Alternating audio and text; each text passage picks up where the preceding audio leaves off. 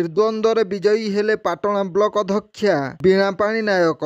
Patna block अध्यक्ष पद पर उपनिर्वाचन सरासकेला समिति सभ्य बीणापाणी नायक विजयी होइथिबा जनापड़ी।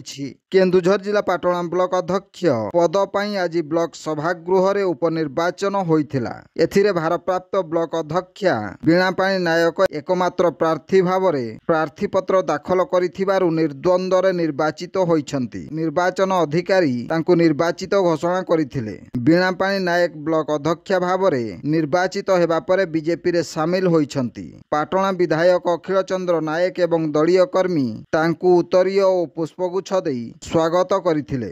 आगकू पाटणा ब्लॉक अंचलर विकास और लोकंक समस्या दूर करने गुरुत्व देवे बोली ब्लॉक अध्यक्षा बीणापाणी नायक कहिछंती। ब्यूरो रिपोर्ट जनजागरण ओडिया। वीडियो गुड़िक आपण मानकु भल लागुथिला हम चैनल को सब्सक्राइब करने सह लाइक शेयर करने को भूलंतु नहीं।